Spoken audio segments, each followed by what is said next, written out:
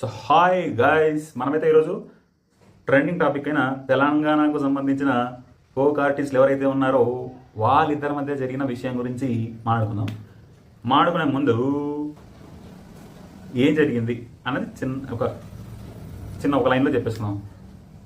ఏదైతే ఇద్దరు ఆర్టిస్టులు ఉన్నారో వాళ్ళిద్దరు పర్సనల్గా ఒక స్పేస్లో ఉన్నప్పుడు, ఒక రూమ్లో ఉన్నప్పుడు, ఎవరైతే ఆ మేల్ ఆర్టిస్ట్ వాళ్ళ వైఫ్కి తెలిసి ఆవిడ వచ్చి రచ్చ చేసి వీడియో తీసి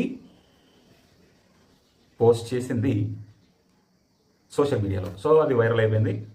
అందరూ రీపోస్ట్ చేస్తున్నారు, కామెంట్లు చేస్తున్నారు, మీమ్స్ చేస్తున్నారు, ఏయో చేసేస్తున్నారు. ఇదంతా పక్కన పెట్టేస్తే ఇప్పుడు మనం మాడుకుందాం. మనిషి ఎలా తయారయ్యాడు, మనిషి నైజం ఎలా ఉంది, అంటే ఎవరు ఎక్కడ ఎలా దొరుకుతారా, ఎవరిని ఎప్పుడు ఎలా ఏడిపిద్దామా, ఏడిపించడం వరకు ఓకే, చచ్చిపోతారు, లేకపోతే వాళ్ళ జీవితాలు నాశనం అయిపోతాయి. ఇలాంటివి కూడా పట్టించుకోవట్లేదు. ఫస్ట్ నేను ఏం చేయాలి, ఫస్ట్ నేను వీడియో చేయాలి, ఫస్ట్ నేను వాళ్ళని తిట్టాలి.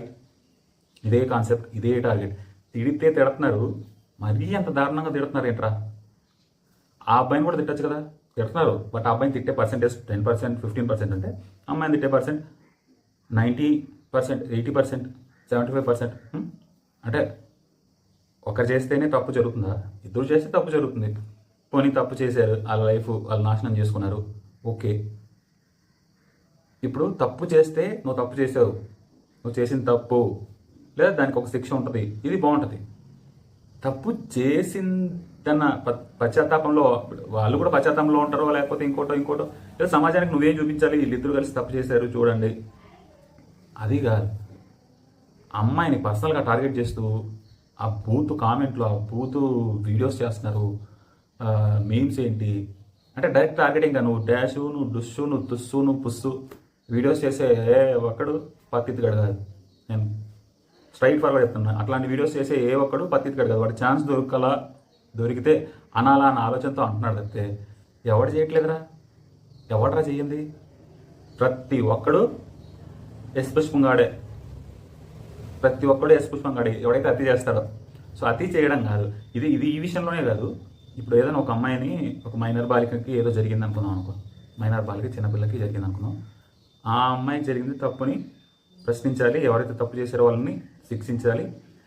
ఆ అమ్మాయి ఐడెంటిటీ ఏదైతే ఉందో, లేకపోతే ఆ అమ్మాయికి సంబంధించిన ఏదైనా కానీ సీక్రెట్గా ఉంచాలి. లేదు, అమ్మాయి సర్వనాశనం అయిపోయింది, అమ్మాయి జీవితం నాశనం అయిపోయింది, అమ్మాయి ఇంకెందుకు పనికిరాదు అంటే అమ్మాయి అప్పటికే అది జరగటం వల్ల అప్పటికే అమ్మాయి ఎంతో బాధలో ఉంటుంది. అది కాకుండా ఆ అమ్మాయికి అసలు అంటే ఇంకెందుకు అమ్మాయి పనికిరాదు అని ముద్ర వేసేయటం అనమాట గట్టిగా. ఏంది వీళ్ళంతా సమాజాన్ని ఉద్ధరిస్తున్నట్టు వీళ్ళ ఫీలింగ్. ఇట్లా వీడియో చేసే వాళ్ళందరికీ సమాజాన్ని ఉద్ధరిస్తున్నట్టు వీళ్ళ ఫీలింగ్. ఇప్పుడు వీళ్ళిద్దరు ఏదైతే ఇప్పుడు సోషల్ మీడియాలో ఏదైతే హాట్ టాపిక్గా నడుస్తుందో వాళ్ళు చేసిన తప్పే. తప్పు చేశారు వీళ్ళిద్దరు. సమాజం గురించి చూడు, ఇలా చేస్తే ఇలా ఏదో రోజు ఇబ్బంది పడతారు. ఇక్కడ దాకా బాగుంది.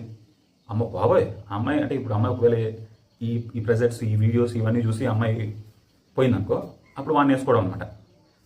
అతన్ని నువ్వు చేయబట్టే ఇదంతా, మీరు చేయబట్టే ఏం కాదు కదా, మీరు టార్గెట్ తప్పు చేసి తప్పు తెలుసుకునేలాగా అమ్మాయికి మీరు మంచి మెసేజ్ ఇవ్వటమో, మంచి చెప్పడమో, లేకపోతే ఇంకోటో లేదు. ఇంక తప్పు చేసిందంటే అలా ఈ డీలు ఉల్లూలు అని బోతులు బొక్కడగాలంతనం. సో దయచేసి వాళ్ళే కదా రేపు పొద్దున మీ ఇంట్లో జరగచ్చు, మీ పక్కింట్లో జరగచ్చు, ఎదురింట్లో జరగచ్చు, మీ రిలేటివ్స్లో జరగచ్చు, నీ లవర్కి జరగచ్చు, నీకే జరగచ్చు, ఎవరికైనా జరగచ్చు. మనం స్పందించే విధానం అంటూ ఒకటి ఉంటుంది.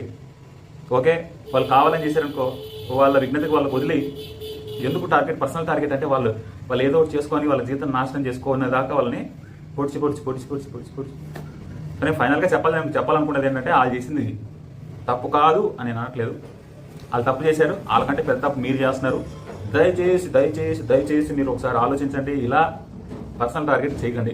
ఆవిడ అసలు ఆవిడ నేను ఇప్పుడు చూడటమే ఫస్ట్. మళ్ళీ ఆవిడకి నాకు ఏం సంబంధం లేదు, అతనికి నాకు కూడా ఏం సంబంధం లేదు. నేను ఫోక్ సాంగ్స్ వింటాను, చూడను, నాకు ఆ డ్యాన్సులు నచ్చావు, అది సంగతి.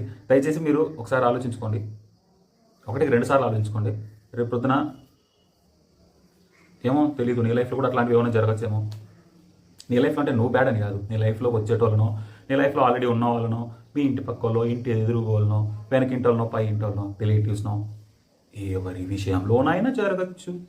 మీరు వాళ్ళకి మంచి చేయడానికి ప్రయత్నించాలి, వాళ్ళని కరెక్ట్ చేయడానికి ప్రయత్నించాలి తప్ప వారిని గుచ్చి గుచ్చి చంపాలి అని మాత్రం ప్రయత్నించకూడదు అని నా ఉద్దేశం. అందుకే చేశాను వీడియో. వాళ్ళు కరెక్ట్ చేశారని కాదు. మీరు పిచ్చి పిచ్చి కామెంట్లు పెట్టకండి కింద. అర్థమైందా? Thank you, love you all, bye.